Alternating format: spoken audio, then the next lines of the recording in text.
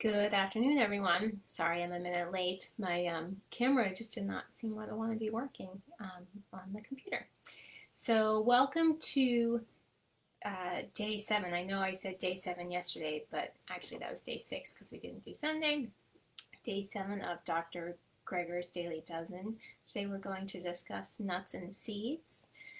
So, we're really getting down towards the end of them. So, nuts and seeds. This is a simple one. It's one serving a day. So some examples are almonds, Brazil nuts, cashews, chia seeds fall in here. Flax seeds would fall in here as well. So if you did 2 servings of the flax, so flax seeds in and of itself is one of the daily dozen. But if you did 2, that would count as the second one, similar to the leafy greens and the other vegetables. Macadamia, pecan nuts, pumpkin seeds, sunflower seeds, walnuts. It's a half a cup nuts or seeds, or 2 tablespoons of nut or seed butter, and the recommendation is 1 serving a day. So why? So you've all heard about omega-3s, right? So we hear about omega-3s and the importance, and everyone takes fish oil for them. Well, omega-3s are found in plant products. The fish actually get them from the plant products. They get from algae. It's not inherent in the fish. But omega-3s are found in nuts and seeds. Omega-3s is a fatty acid, and it's found in things that are higher in fat. So nuts and seeds are higher in fat, and they're a great source of this fatty acid, which is really important for our overall health. So some studies actually show that you may actually increase your life by an extra 2 years. Are you familiar? If people are familiar with the blue zones are the areas of the world where there's certain areas that people live, the longest and the healthiest. They don't just live to 100, they live to 100 and they're still working in the garden and walking 5 miles a day.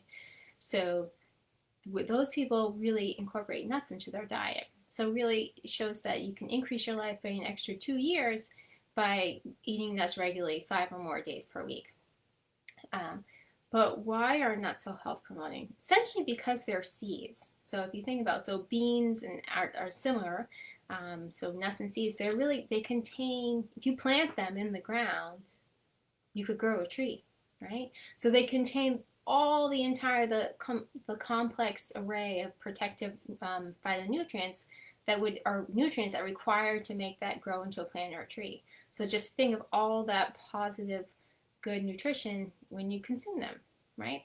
So other things, so the global burden of disease study, which I've talked about before, it might have been yesterday, calculated that not eating enough nuts and seeds was actually the 3rd leading dietary risk factor for death and disability. And this all has to do with really getting your omega-3s. Predimed is a very well-known study. So, those of you in healthcare may have heard of it. It's really one of the largest interventional dietary trials ever performed, like hundreds of thousands of people. And it found that people who eat nuts tend to live longer and actually suffer fewer deaths from cancer, heart disease, and respiratory disease, and stroke. So, in those studies, they pull out the compounding factors so they can narrow it down to that. There's a simple study on Brazil nuts. So I personally eat 1 Brazil nut a day.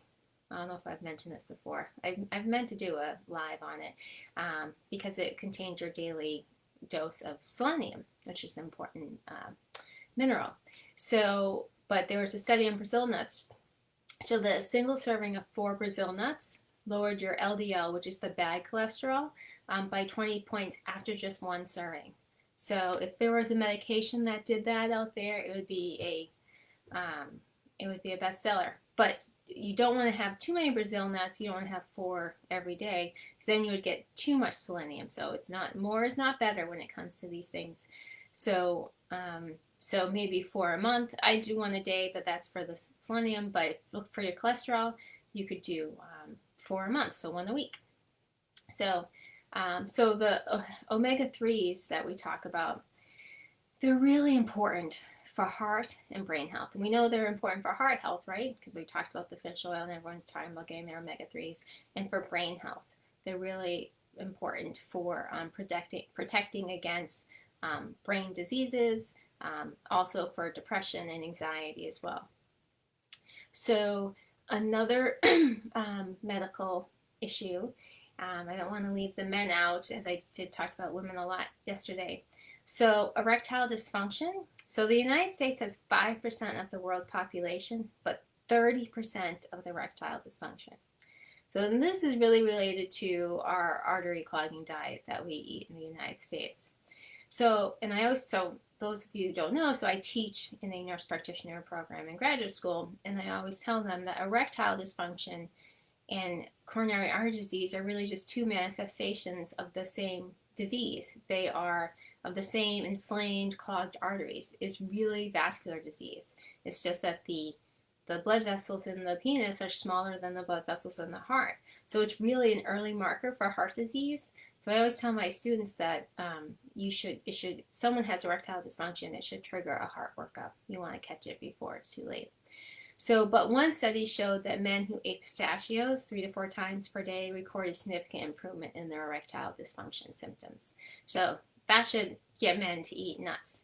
And that has to do with the omega-3s. It relaxes the arteries, so you increase blood flow. So which nut is the healthiest? So whichever one you're most likely to eat.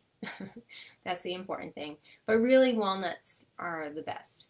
They have the highest antioxidant and omega-3 levels, and they beat out other nuts in vitro, so in the lab, in suppressing cancer cell growth. And they also, for those who think about doing carbs, they are the lowest carb nut that you can eat. In all these studies, the biggest benefit was really with walnuts, particularly in preventing cancer deaths.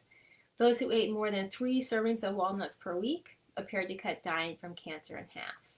On this, the omega-3s, they're great anti-inflammatories, high antioxidants.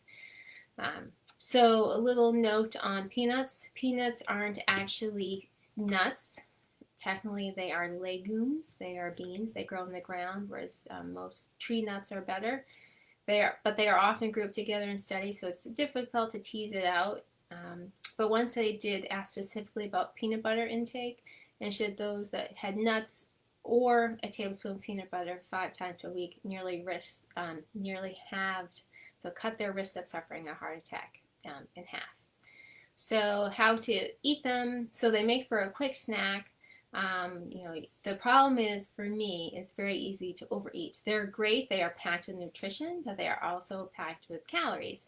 And as a plant-based food, they are high in fat. So they are really, when you're thinking about nuts, you should think about them as that you're adding fat to your diet. So there are great sources of fat to make creamy sauces. So tahini is one of my favorites. So tahini is just ground up sesame seeds. It's one of my favorite ways to get it in. I put it in my hummus. You can put a tahini-based green goddess dressing for your salad, a cashew Alfredo, ginger peanut sauces to put on bowls. And using them, so when you add fat to veggies, it really, the good fat can maximize the nutrient absorption in those veggies, so that's important too. And they also may increase your intake of vegetables because it's adding more flavor there.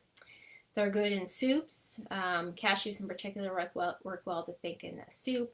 I don't eat cashews. That's a story for another day. But nuts in general work well to thicken a soup. They also pair well with fruits and veggies. So I will often have almond butter with an apple. You probably had that as a child, right? So I put some on apples. The one caveat, or not a caveat, I just want to make one last note. So we used to tell patients with diverticulosis not to eat nuts and seeds, and so you may still be hearing that. People say, oh, they get stuck in the nooks and crannies of diverticulosis.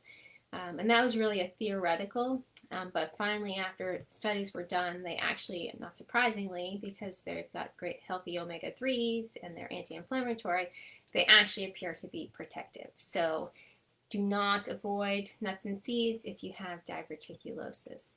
So you can still eat them and enjoy them.